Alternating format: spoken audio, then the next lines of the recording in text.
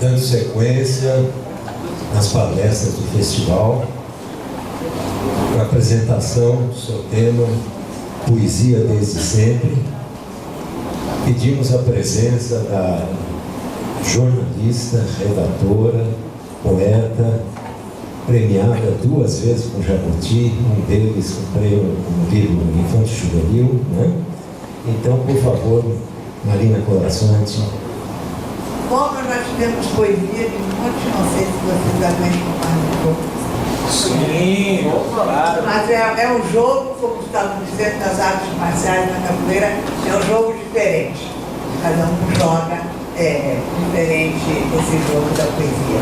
Eu estava sentada ali e vendo ali poesia, a arte do encontro. E achei muito próprio, porque eu quero pegar a arte do encontro de outra maneira. Não a arte do encontro entre pessoas, mas a arte do encontro com a poesia. Né? Como é que a poesia chega? A poesia chega para a maioria das pessoas pelo excesso de hormônios, pelo impulso dos hormônios da juventude e da adolescência. Uma grande paixão, ou uma grande dor, paixão. A paixão não conseguida. Ou encontro com um livro, ou uma amizade, um amigo, ou um professor, enfim, uma pessoa próxima que gosta de poesia e serve de ponte, faz a transmissão para o jovem da poesia. Eu acho que quase todo mundo entra por essas portas. Eu entrei por portas completamente diferentes. Vale dizer que eu sou que nem a capoeira. Eu vim da África, depois me enraizei no Brasil. Mas antes fiz uma passagem alongada pela Itália. Né? Eu vim da África porque eu nasci na Eritreia. Eritreia ninguém sabe onde é. Eu vou dizer que ninguém tem obrigação de saber, porque durante muitos anos ela pertenceu, é um país de pertenência, pertenceu a vários outros países. Foi colônia italiana quando eu nasci e fazia parte daquilo que se chamava Abissínia. Depois a Abissínia acabou com a guerra e ela foi tomada pela Etiópia. Então, na internet, eu continuo tendo nascido na Etiópia, só que não é verdade. Eu nasci na capital da Eritreia, porque a Eritreia fez a sua separação. Já há 20 anos mais ou menos. E de lá eu fui para a Líbia, e da Líbia eu fui para a Itália, e da Itália, em 48, eu vim para o Brasil. Eu tenho a impressão que a poesia não entrou na minha vida. Ela conviveu comigo desde muito cedo, por uma questão não de talento meu específico, por uma questão cultural. Quando eu era criança, o período mais longo foi o da Segunda Guerra Mundial, então tudo era muito diferente, e eu acho que nem havia, durante todo o período, eu não tive acesso a essa revista. Mas as crianças na Itália liam uma revista que ela é muito conhecida porque tem uma história de publicação das mais longas do mundo em revistas desse tipo, que se chamava Il Giornale dei Piccoli, Il Corriere dei Piccoli, o Correio dos Pequenos. E era do tamanho de um jornal, e a página frontal, a capa, a contracapa e às vezes as duas centrais eram em quadrinhos, mas não eram quadrinhos com balão, eram quadrinhos com legenda, e as legendas eram rimadas e metrificadas, eram em poesia. Eram histórias cíclicas, havia várias personagens como se fosse um seriado. Qui comincia l'avventura del signor Bonaventura. Era um sujeito que no fim da história, aqui começa a aventura do senhor Boa Sorte, né, Bonaventura. E no final ele sempre ganhava, ele começou ganhando 100 liras. Era desenhado uma nota de 100 liras grande assim, foi escrito 100 liras. Depois, com a inflação, ele passou a ganhar 1000 liras. Depois, com a inflação, ele passou a ganhar 1 milhão. Depois, 1 bilhão. Enfim, ele foi aumentando o que ele ganhava para manter o nível de sorte acompanhando a inflação. Mas eram histórias que tinham a mesma personagem e o mesmo percurso. E isso fez com que A batida, sem que eu soubesse o que era métrica, a batida vai se entranhando no ouvido. E eu, aos 10 anos, 9 anos, 8 anos, antes de vir para o Brasil, fazia poesia. Pegava histórias de contos de fada e versificava. Era uma noite de grande tempesta, malarentina era cortesta. Era uma noite de grande tempestade, mas a rainha ainda estava acordada. Eu tripliquei a história da rainha, da princesa Ervilha, aquela que era tão delicada, que depois a rainha bota debaixo de uma pilha de colchões, bota um grão de ervilha para ver se ela é realmente uma princesa, e ela diz no dia seguinte que não conseguiu dormir, porque a cama era horrível, tinha uma pedra enorme, e ela não conseguiu. Não era nenhuma genialidade da minha parte, era apenas um percurso que estava sendo implantado no meu imaginário. Era uma maneira de eu elaborar o meu imaginário, porque não é à toa que se começa muito a poetar por amor. Porque por amor queremos dizer coisas maiores do que nós, queremos falar de sentimentos inapreensíveis, queremos dizer de maneira nova aquilo que já foi dito de tantas maneiras. Então, no imaginário de uma criança também, eu utilizava a poesia para dizer coisas que eu não sabia que eu estava dizendo, para dizer coisas maiores do que eu, para começar a elaborar o metáfora. Eu não sabia de nada disso, para mim era uma brincadeira, uma maneira de brincar. Meu pai gostava muito de um poeta, eu estou rouca, vocês me desculpem. Meu pai gostava muito de um poeta, que era um poeta que escrevia em dialeto. Isso é uma coisa muito comum na Europa.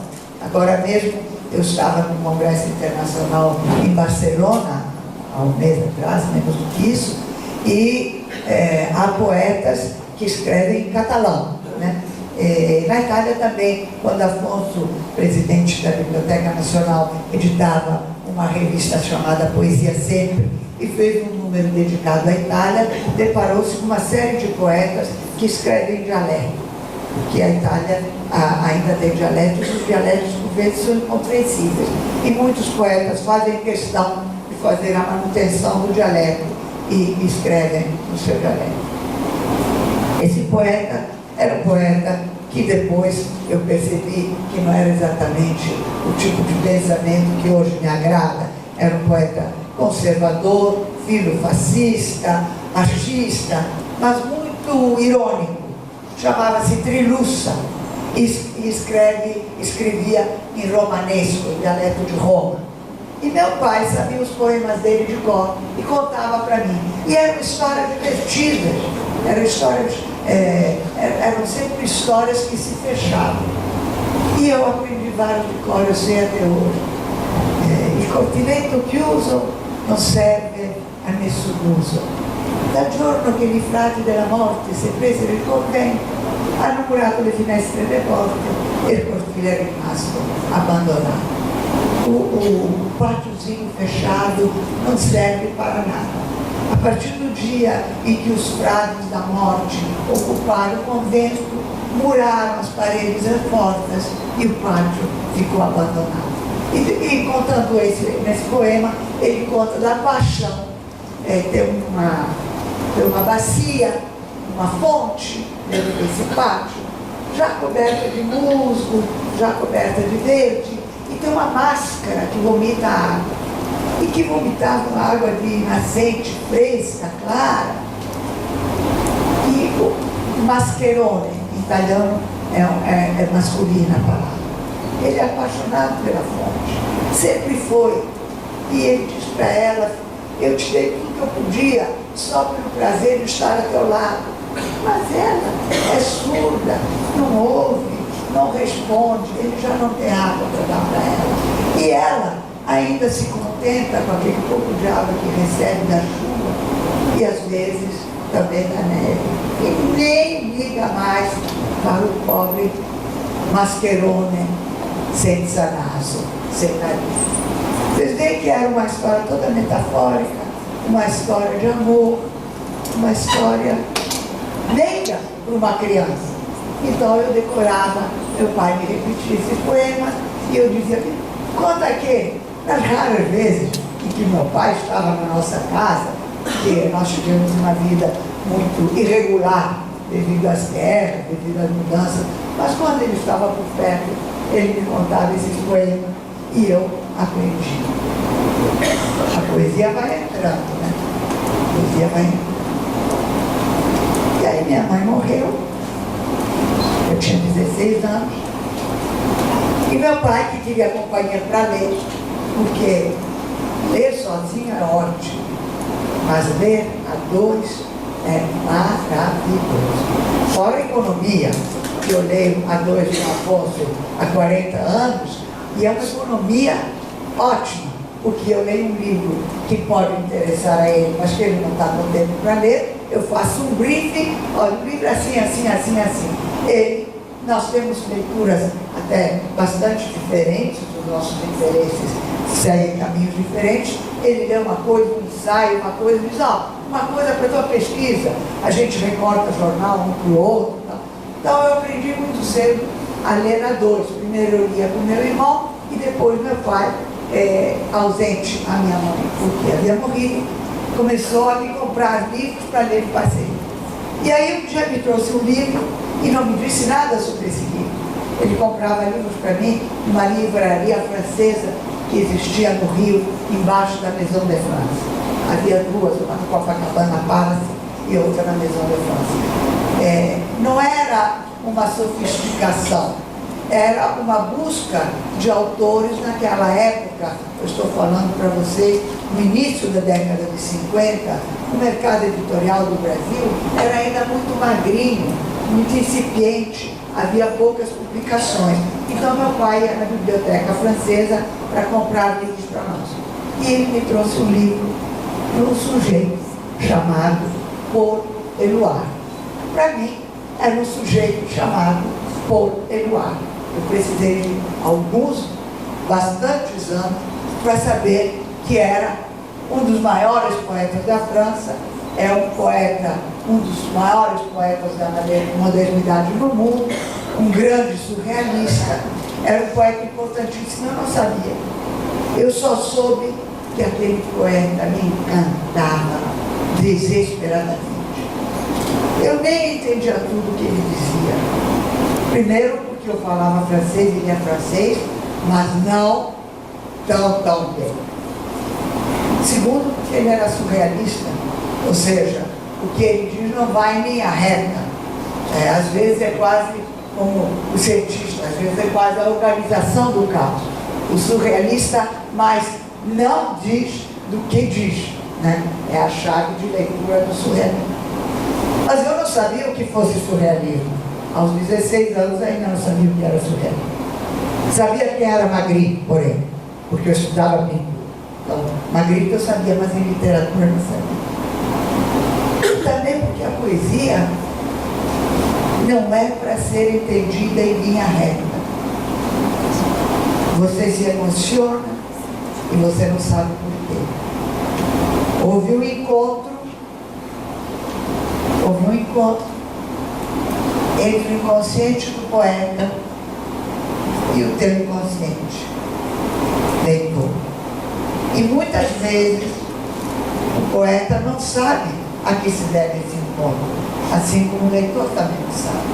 É muito surpreendente para um autor que de vez em quando chega um leitor e diz, aquele seu poema, e você se surpreende logo, aquele. Por que aquele?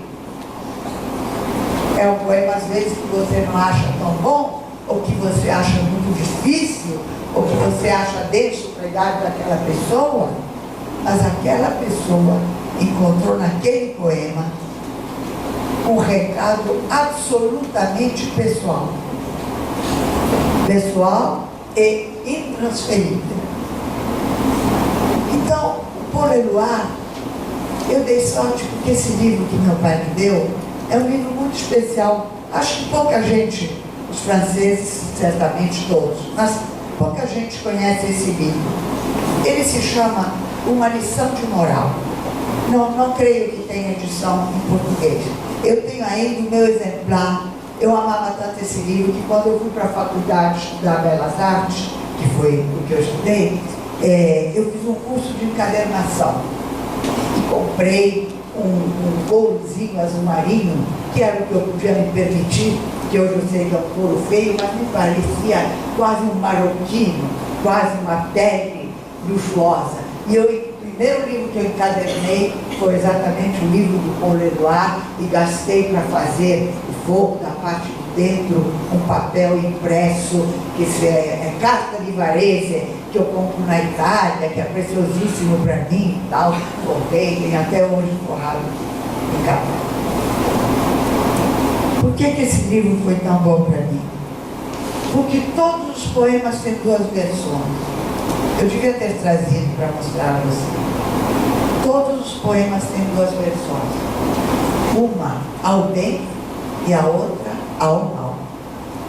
E na introdução, o Éluard diz que infinitas vezes ele trocou, portanto, o que era por bem para o que era por mal, que foi muito difícil fazer essa divisão. Eu, na hora, e nos anos seguintes, não me dei conta do que eu estava aprendendo ao decorar esses poemas e ao ler tantas vezes esse livro. Eu estava aprendendo que tudo tem em arte duas visões. Tudo pode e deve ser visto de um lado e do outro, como ele via para o bem e para o mal. A arte é como a lua, tem dois lados, só que a lua a gente só vê um. Na arte a gente tem que sempre procurar o outro. Não precisa falar dos dois, mas tem que conhecer, é importante. Eu comecei a decorar os poemas de Éluard, sei até hoje uma canção dele de cor. Eu me lembro que quando ia de ônibus para a faculdade, ia-se de ônibus na vida, né? Já não se ia de bonde, mas de ônibus se ia. Eu ia de ônibus para a faculdade e um dos meus prazeres era repetir no percurso do ônibus o meu repertório poético. Então eu ia repetindo os poemas de Trilussa, eu ia repetindo os poemas de Éluard. Quando apareceu o livro da Françoise Sagan, Bonjour Tristesse, eu tirei de letra. De onde que ela tirou Bonjour Tristesse? Do poema de Éluard, Bonjour Tristesse, adieu tristesse, amour des corps aimables, puissance de l'amour, dont l'amabilité, etc., etc., etc. Tête désappointée, termine assim. Tête désappointée, tristesse, beau visage. Cabeça decepada, tristeza, belo rosto. Um poema, todos os poemas dele, sou apaixonada por ele. E eu tenho 18 anos e eu vou fazer mais um encontro poético determinante para mim. Eu vou à Itália com meu pai e vamos encontrar uma amiga. Minha mãe tinha duas melhores amigas. Vamos encontrar uma das duas melhores amigas da minha mãe, que tem uma filha com que eu brincava na infância. Nos encontramos em Roma, num café histórico, café grego, em Via Condotti, e nossos pais querendo se livrar da gente, obviamente. Não, meninas, vocês têm que conversar da vida de vocês, tomar uma grana, tomar um dinheiro, e vocês vão, pega uma carrozzella. A carrozzella é aquela carruagemzinha que tem em Roma, como em Petrópolis, como em Central Park. Tome uma carrozzella, vamos dar uma volta. Vocês voltam aqui e vamos a Seixas e vem encontrar com a gente aqui. E nós todos pegamos a carrozzella e fomos. Primeiro falando de homem. Primeiro falar de homem, de quem você gosta, como é que é esse de gostar, como é que é esse namoro, com aquela ansiedade de botar a vida em dia. E aí ela me disse, o que você lê? O que eu leio? Eu leio muita coisa. E você o que lê? Ah, então temos que ir a uma livraria, porque se a gente não trocar livro, esse encontro não valeu. Por isso que eu disse que eu sou fruto de uma outra cultura, né? Não havia nada de especial nisso. Atenção, nenhuma das duas era luminar, apenas é uma outra. Então fomos à livraria. Eu me vi limitada entre Jorge Amado e Meu Pé de Laranja Lima, porque naquele momento na Itália não havia outros autores brasileiros circulantes. Então dei a ela Jorge Amado, melhor do que Meu Pé de Laranja Lima. Dei a ela 2 livros de Jorge Amado. E ela me deu 2 livros. Um livro de Pavese, Cesare Pavese, um autor moderno italiano, belo poeta. Tem um livro, ele escreveu muito pouco, suicidou-se aos 30 e poucos anos, e o livro dele é Verrà la morte e avrà i tuoi occhi. Virá a morte e terá teus olhos. É um belo poeta, um belo poeta. Não sei se está traduzido. Está traduzido, Afonso, Cesare Pavese? Está? É um belo poeta. Que é Cesare Pavese.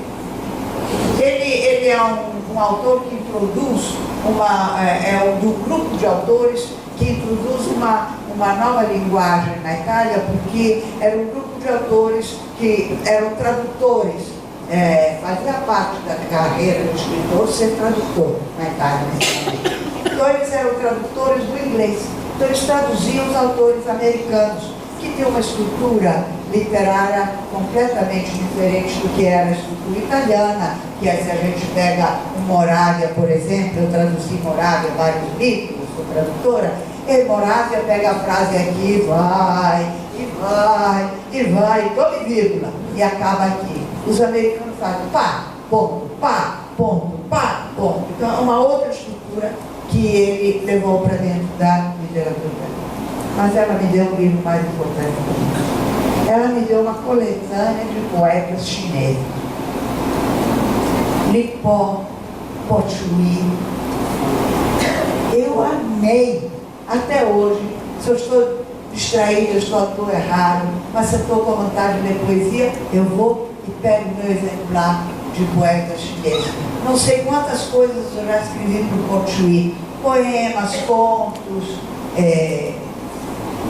o que eu encontrei na poesia chinesa que foi tão importante para mim? Isso é para a gente, eu estou remetendo para mim, mas é apenas para servir de exemplo de quais são os caminhos através dos quais uma pessoa se liga em determinado tipo de escrita, como uma pessoa constrói o seu percurso. Eu encontrei nos poetas chineses, primeiro, uma delicadeza extrema. Segundo, o pequeno. Os poetas chineses escrevem pequeno, são poemas pequenos. Eu amo o pequeno. Eu escrevo mini-contos, eu gosto do mínimo. Eu faço um poema e aí começa a tirar coisas. Eu vinha na estrada, vendo um filme e tirando adjetivos de um poema que eu estou ruminando há 3, 4 semanas. Vendo o filme Mamma Mia, imagina, eu vendo Mamma Mia e tirando adjetivo. Essa palavra não, tira. Eu faço e vou cortando. É possível que eu tenha aprendido isso com os poetas chineses.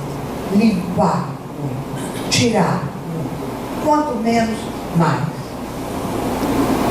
E depois, claro, aí eu fui fazer o clássico, na Itália, o clássico é um dos bacanas. Quem tem cabeça, quem é inteligente, quem gosta de estudar, quem se acha bom, vai para o clássico. Os outros vão para o científico. Eu fiz isso no Brasil e quebrei a cara. O clássico era uma porcaria, devia ter feito científico, que depois, quando eu fui fazer o vestibular, não podia fazer vestibular de nada, que o clássico não me dava armamentos para eu fazer vestibular de arquitetura, de sei lá o que, poderia ter sido uma proposta. Mas houve um momento em que uma professora disse: no Ministério de Educação, naquele tempo o Ministério era no Rio, que era Educação, no Ministério estão distribuindo de presente, estão dando de presente um livro de um poeta muito bom, Manuel Bandeira. Imediatamente, eu e meu irmão pegamos um ônibus, para o centro da cidade, Manuel Bandeira. Um livro desse tamanho, era bonitinho, era branquinho, tinha uma ânforazinha azul na capa. Amei Manuel Bandeira. E aí começo a descobrir os autores brasileiros, os poetas brasileiros, e afundidos. Um dia achei Drummond numa pilha de livros no corredor da minha casa. Eu morava naquela época numa casa muito grande, uma família muito grande, o pai todo ausente, uma coisa assim um pouco empoeirada, mas enfim, uma pilha de livros meio jogados fora. Eu olhei uma capa vermelha e preta horrenda, uma capa sinistra, mas a poesia, comecei a ler, era Drummond. Que livro aquele, Afonso, que tem uma capa vermelha, você sabe? Poesia de Oníver? Puxa, aí descobri o Drummond. E depois casei com a Afonso. Mas quando eu casei com a Afonso, eu já sabia tudo que eu precisava saber para ler bem poesia. Porque eu me lembro que eu fiquei muito impactada com a poesia dele. Eu casei com a poesia primeiro. A pessoa também não era de se jogar aos campos. Mas eu tinha uma desconfiança. Essas poesias do Denis que me davam, eu achava tudo um lixo. Claro, eu estava acostumada com Pôr-Eluar e Lipó, não era qualquer poeta que me servia. E aí ele me deu o livro dele, foi embora para Iowa, sei lá, uma bolsa de estudo, mas me deu o livro dele como quem planta qualquer coisa, plantou ali no solo fértil. E eu me surpreendi, porque era uma boa poesia. Não estou dizendo isso para tratar um encontro de amor, mas porque eu já sabia o que era bom e o que não era bom. Dali para frente, claro, nós casamos e a poesia ficou sendo um objeto doméstico, porque a minha casa, a nossa casa, ela é como na beira de praia ou na beira de lagoas, assim, que vem parar todas as garrafas PET, as coisas vazias, saco plástico e tal. Na nossa casa vem parar toda a poesia jovem do Brasil, vem parar muita poesia, porque a gente troca com as pessoas mandam. Então a poesia ficou um assunto doméstico. O que, de certa maneira, em vez de facilitar a vida para mim nessa área, dificultou. Porque eu já tinha uma reverência muito grande. Eu, depois dos 14 anos, aos 14 anos, quando minha mãe adoeceu, muito mexida pela doença da minha mãe, eu também fiz poesia durante um tempo. E depois nunca mais. A minha reverência, a minha discrição pessoal e a minha reverência pela poesia me diziam que era demais para mim.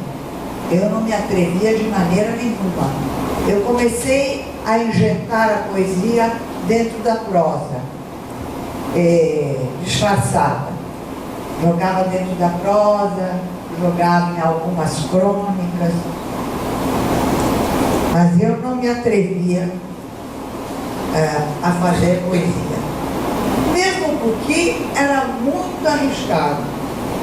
Eu acho que eu ter feito o primeiro livro de poesia foi um gesto de uma coragem absoluta. Porque eu era casada com Afonso, eu já tinha um percurso meu pessoal na prosa. Me arriscar a fazer poesia era muito perigoso. Mas quando eu fiz, praticamente eu já entreguei. Claro que a gente conversa antes muito e tal, mas eu praticamente entreguei o livro pronto para Afonso ler, para Afonso ver, que isso a gente faz toda vez que tem um livro novo, dá para o outro ler. Ou seja, para o bem ou para o mal, a minha poesia já estava pronta nesse momento. E eu já tinha feito as minhas escolhas. Quais são as minhas escolhas? Eu fico encantada quando Afonso lê os poemas dele, porque Afonso tem uma poesia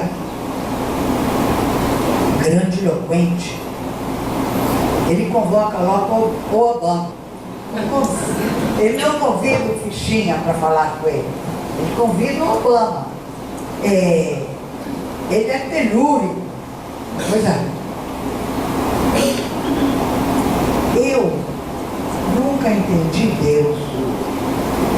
Nunca entendi os buracos negros. Eu tenho medo de buraco negro. Eu acho uma coisa inacessível. Mas eu tenho que viver com buracos negros. Eu vivo com Deus a todo momento. Como eu consigo? Eu consigo indo pelo pequeno.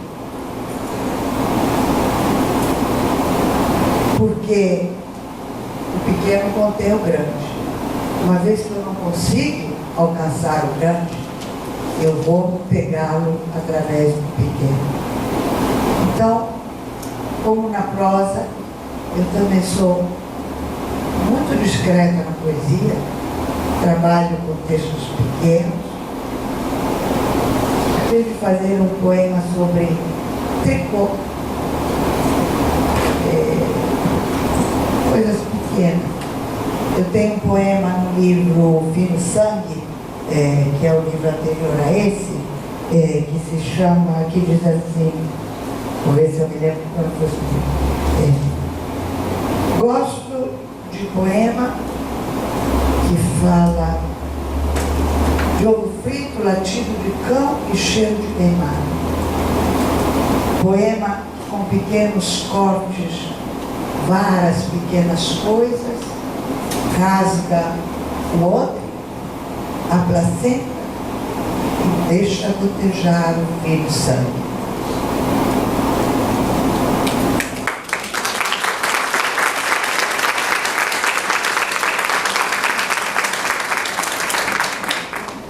Consciente da minha pequenez, vou pelo pequeno, porque aí eu me sinto melhor, me sinto mais adequada. E pelo pequeno tento acessar o grande.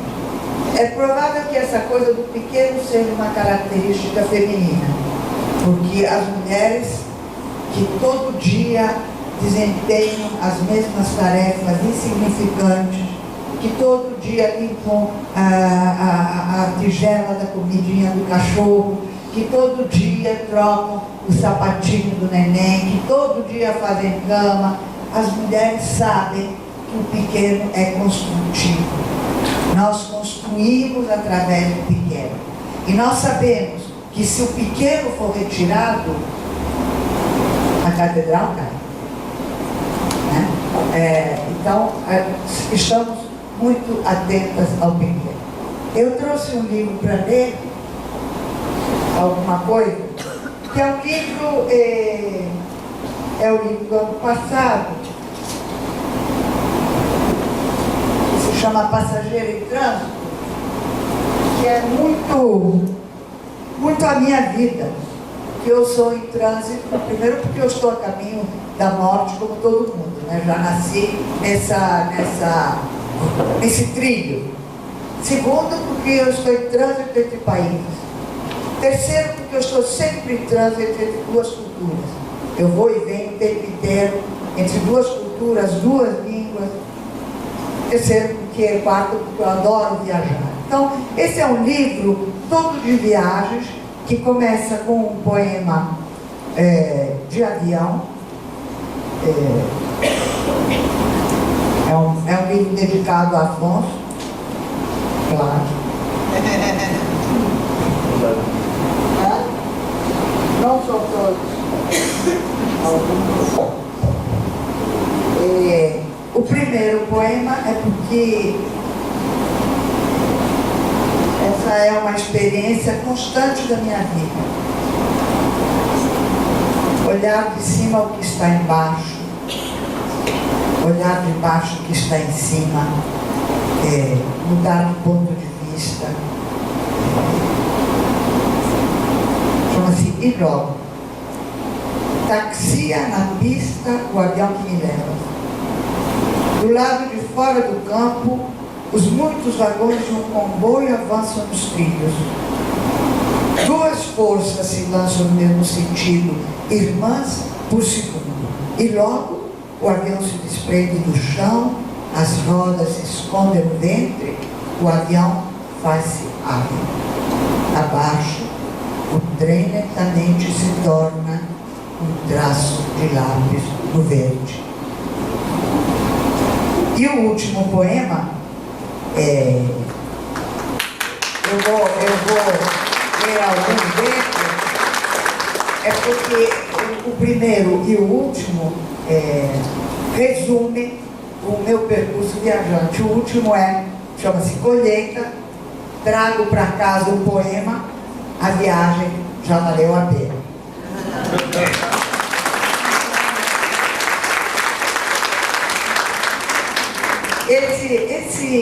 Esse livro tem uma série de...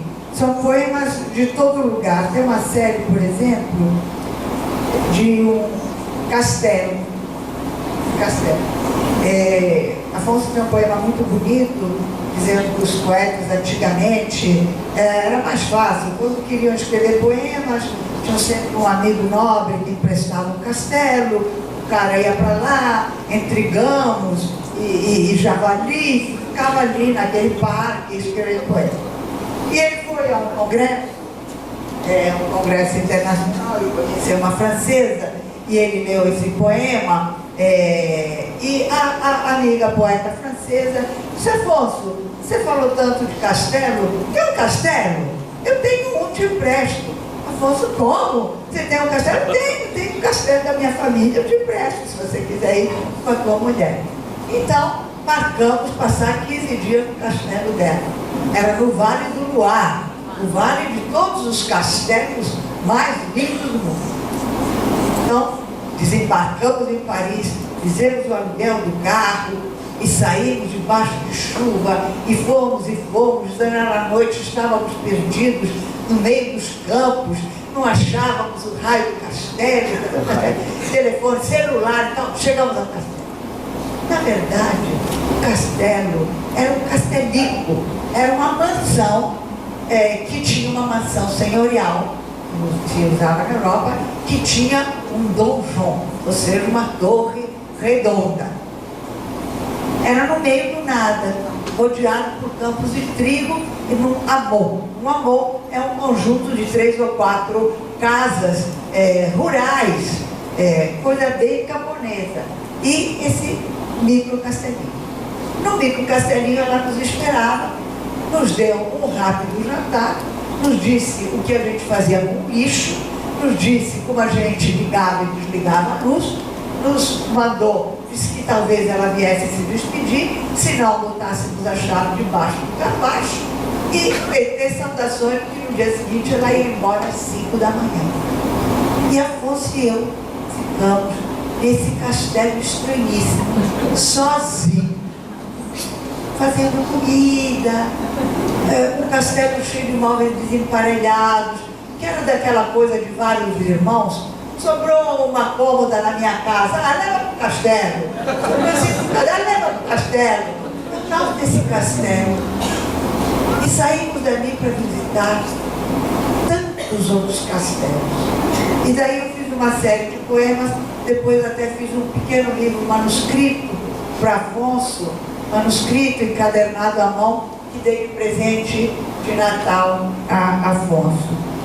Foi uma experiência muito bonita, muito meiga, muito Vivíamos perdidos. Ah, não preciso, tem outra aqui. Vivíamos perdidos no luar. Vou ler um poema qualquer do luar. Esse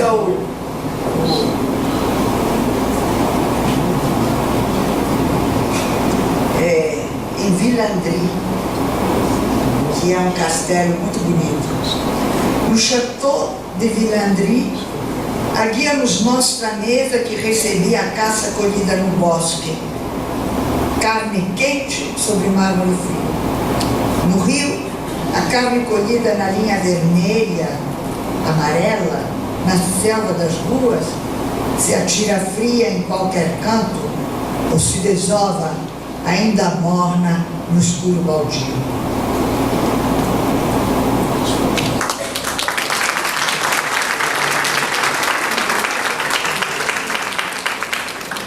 Frutos meus.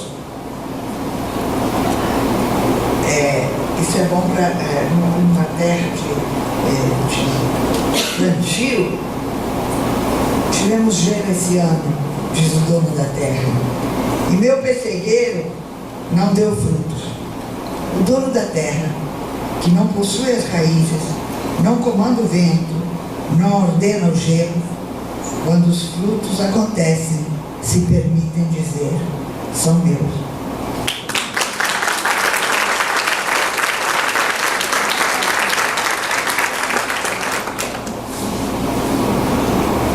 No alto, os caibros. Esse é o castelo, eu fazendo risoto e a gente jantando na antiga cozinha do castelo. 9 horas da noite e o sol ainda maduro na janela. O caracol no vidro, as peônias no vaso rumo ao sono, as aranhas tecendo seu silêncio. Na sala de jantar, antes cozinha, iguais são há séculos os passos do tempo, e a paz se toma de colher em prato fundo.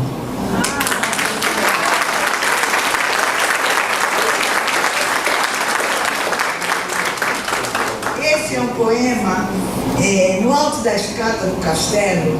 E esse castelo tinha uma coisa, como as construções renascentistas e anteriores até a Renascença, um quarto que dá para outro quarto, que dá para outro quarto, porque o corredor foi inventado depois, quando se inventou a privacidade, né? Vocês sabem que o corredor, primeiro se inventou o desejo de privacidade, e aí se inventou o corredor para que ela fosse possível. Mas na época da construção do castelo ainda não. Então era um quarto, outro quarto, outro quarto. E havia uma escada que subia.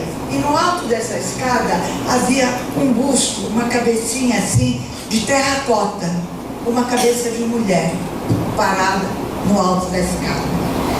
E havia uma história também, nem sei se ela está citada aqui, mas eles nos contaram, ela nos contou, né, naquela noite de jantar. O pai havia comprado o castelo para salvaguardar sua família. Tinha vários filhos, 4, 5 filhos, e durante a guerra ele achou que seria melhor comprar um lugar no meio do nada, porque seria mais protegido contra invasões, bombardeios, do que numa cidade grande.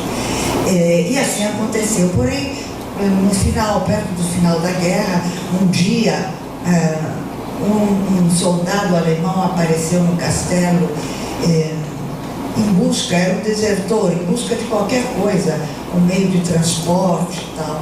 E ele meio que se escondia, queria roubar uma bicicleta, uma qualquer coisa. E foi visto e não visto e foi embora.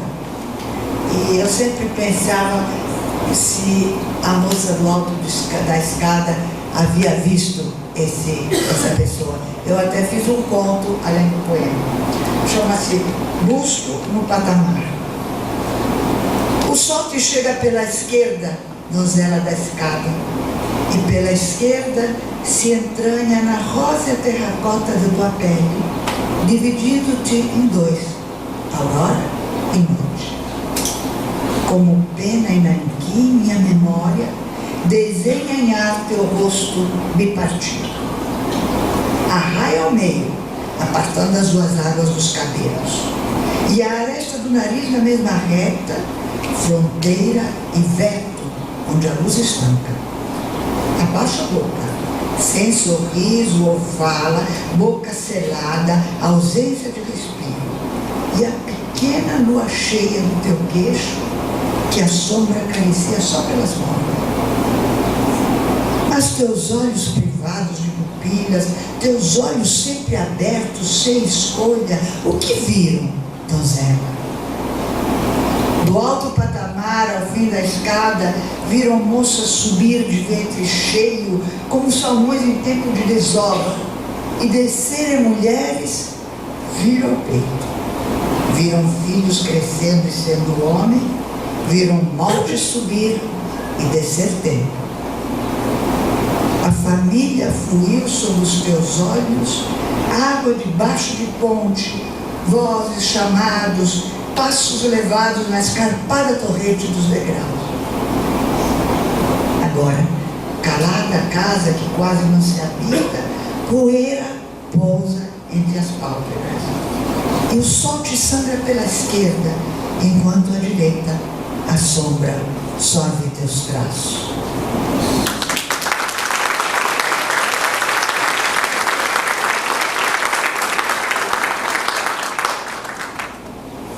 Vou sair de Aline é o nome do nosso castelo. Esse poema Foto no Álbum está retomado em prosa no último livro, mais recente livro que eu publiquei, que se chama Minha Guerra Alheia, que é um livro de memória do 0 aos 10 anos de idade, quando eu tomei o avião para vir para o Brasil.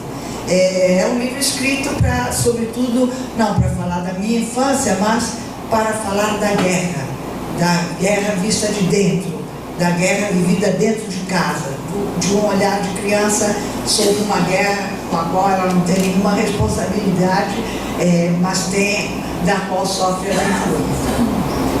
Meus pais casaram em campo aberto, em campo militar, porque ao ar livre, porque meu pai já estava convocado, era voluntário, estava indo pela segunda vez para as guerras de conquista, as guerras coloniais da Itália na África. Foi quando a Itália, a partir da Eritreia, que já era colônia italiana, se apossou da Etiópia. Foi uma guerra bastante sinistra.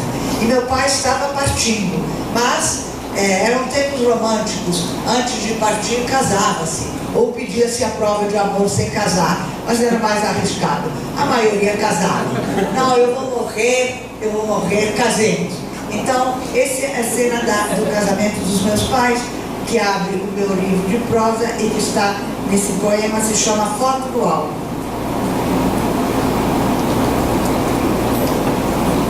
A minha mãe casou em campo aberto, às vésperas da guerra, uma das tantas. O seu amado tailleur, seu chapéu de menina e o enorme buquê, flores silvestres colhidas pela tropa da montanha. Tão jovem minha mãe, e diante dela aquele altar cercado de soldados na mira cega das metralhadoras. Se sorri, não se vê na foto antiga, mas meu pai, de uniforme, cruza os braços por sobre as cartucheiras, adianta o pé na bota de campanha e posa, vencedor da sua batalha.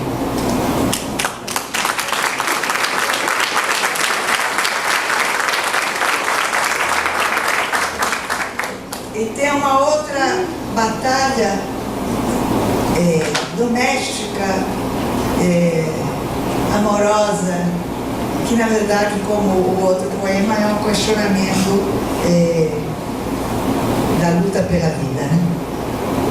Batalha ao fim. Os dedos do meu homem percorrem o cachorro caçando carrapatos. Pequenos sanívoros escondidos na floresta dos pelos acabarão mortos por água ou fogo, atirados na lareira ou na privada, quando apenas buscavam alimento. Este é o destino do ser vivo. Ser caçado e caçar na luta por comida. Batalha, ao fim, sempre perdida.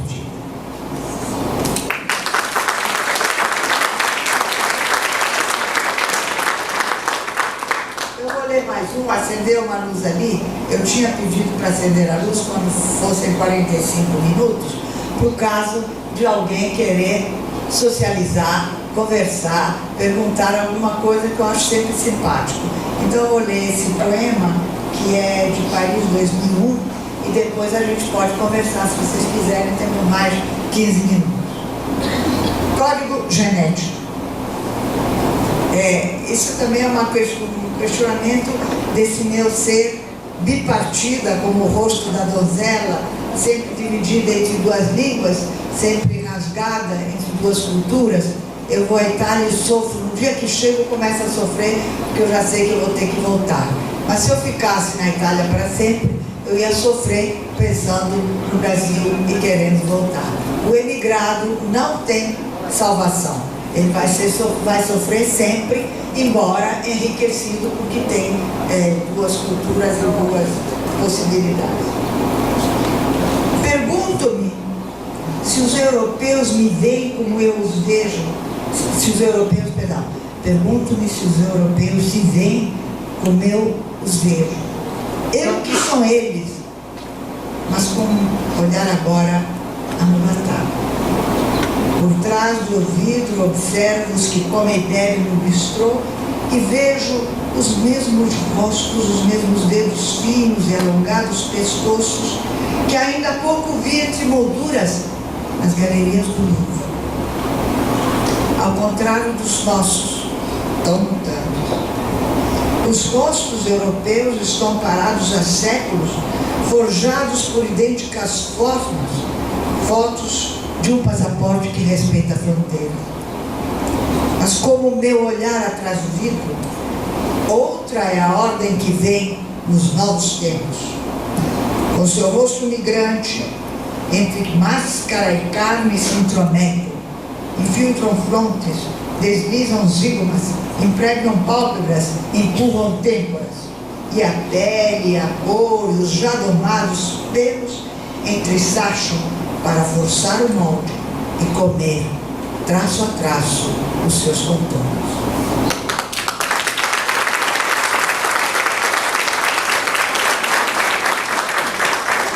Alguém quer conversar?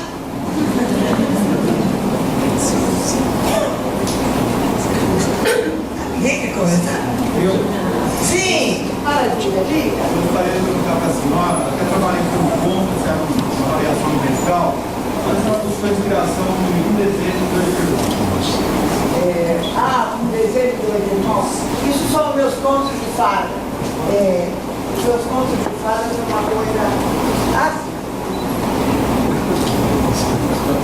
Os meus contos de fada, foi contado aqui, eles têm um percurso muito pessoal, uma forma de criação muito pessoal. Eu vou responder a você. Eu não busco, eu espero. Ou seja, os contos de fadas são um gênero literário, não são livrinhos, não são historinhas, não são historinhas com fada, não são historinhas com bruxa. Isso são livros com fadas, histórias com fadas. Os contos de fada são um gênero literário específico, tem uma série de exigências. Eles são localizados fora do tempo e do espaço da realidade, eles estão no espaço do imaginário, eles têm uma fonte mítica, eles se relacionam com coisas muito antigas e sentimentos muito intensos. Eu digo que eles são o único gênero literário, para mim pelo menos, criados sem a presença da razão. Todos os poemas que eu li são criados com a razão, com uma finalidade, um desejo que vai sendo desenvolvido poeticamente. Eu quero dizer alguma coisa. Eu começo a fazer o poema porque eu quero dizer alguma coisa além do que eu estou contando, né? Eu conto a história da donzela do patamar, o que me interessa essa visão de uma família que desenvolveu-se toda dentro dessa casa ao longo de tantos anos, né? Com os contos de fada não é assim. Eu não quero nada, eu não quero dizer nada, sobretudo eu não quero ensinar nada. Eu tenho que me colocar numa situação de escuta, criar essa situação através de uma série de leituras, de aprofundamentos pessoais, para me desligar da razão e, a partir de uma coisa mínima, desenvolver uma história. A história é contada na minha cabeça, ela começa e eu vou seguindo ela como se eu fosse seguir um fio. Às vezes o fio se parte e eu perco a história no meio. Tem histórias que eu recuperei 5 anos depois. 5 anos depois o fio se emendou sozinho. É por isso também que eu não escrevo muitos contos de fada, porque é muito difícil. Eu preciso de todo um envolvimento pessoal. Uma história de 2 irmãos é um conto de dois irmãos que na verdade eram absolutamente opostos, disputavam o amor do pai e no fim se fundem e é um só irmão. Eu nunca sei, às vezes sei de onde vem as histórias, mas em geral não. De repente são experiências. Eu estava, por exemplo, em Friburgo, na nossa casa de montanha, e Afonso tinha me trazido, tinha ido à cidade, tinha me trazido um buquê de rosas estupendas. Friburgo é um centro de plantação de flores. Tinha me trazido esse buquê lindo de flores. E eu estava costurando, Afonso mais sentado mais perto da lareira, e eu na mesa grande de jantar, porque eu estava costurando um vestido, eu gosto de costurar. E o vestido era de uma seda quase oriental, uma seda verde jade. E eu estava costurando esse vestido e levantei o olho e olhei as rodas. E as rodas eram tão vivas, elas tinham ainda tanta vitalidade, que eu pensei, ai meu Deus, ela pode gotejar sangue no meu vestido. E a partir daí eu... Não é uma tecelã, não. É um conto que se chama Do Seu Coração Partido. Não é a música dele. Posso contar, vocês querem que eu conte?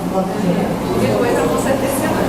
Eu não sei contar, porque os meus contos, eu sou contadora dos meus contos, mas os meus contos eu decoro, porque o texto é muito importante para mim no desenvolvimento do conto. E a moça tecelã, como ela é muito contada pelos contadores de história, eu encontro em toda a parte do Brasil contadores que contam a moça tecelã, eu deixei para os contadores, porque é uma concorrência desleal.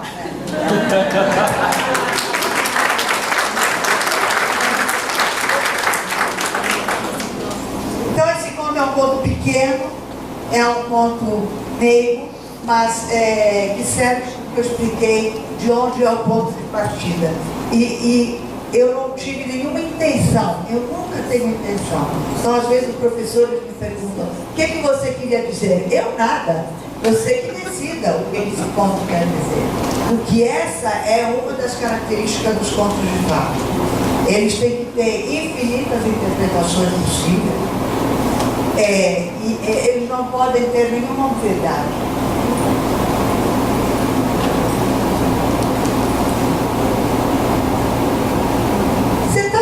Sacada, para que com a luz que chegasse o movimento da rua, uma jovem costurava o longo traje de seda verde que alguma dama haveria vestido.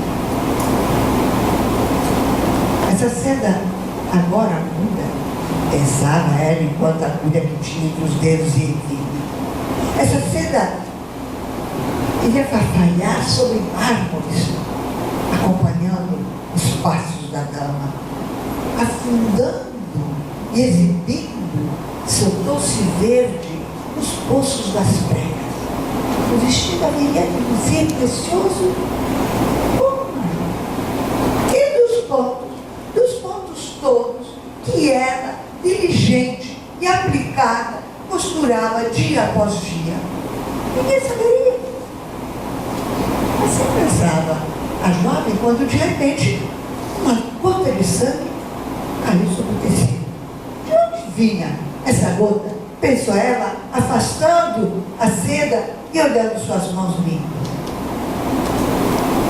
Levantou o olhar. Na sacada de um vaso, uma roseira subia pela parede, oferecendo no alto uma única rosa chamejante.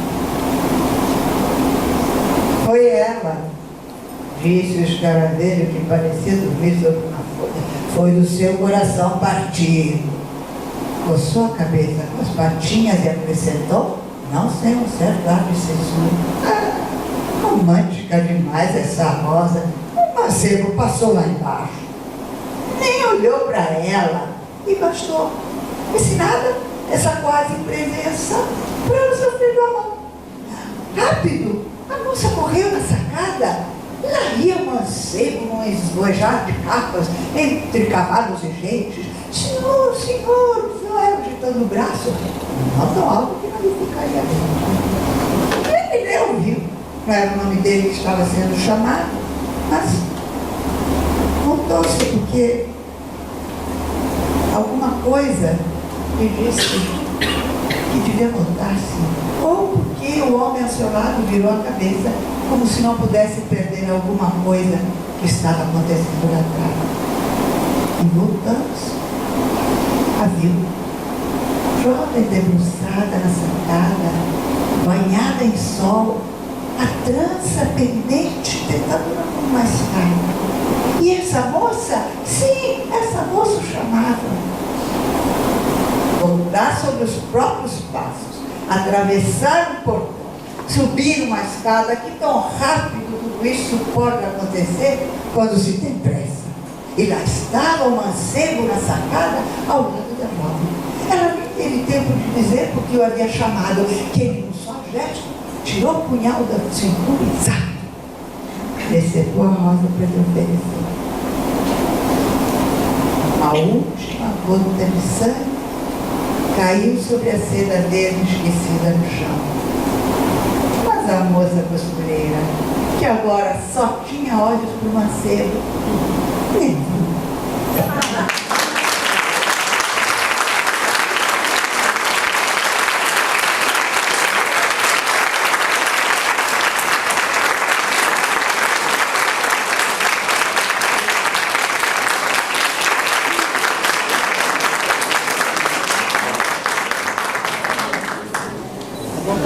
Acho que por isso acabou a nossa aula, né? O gesto acabou a nossa aula.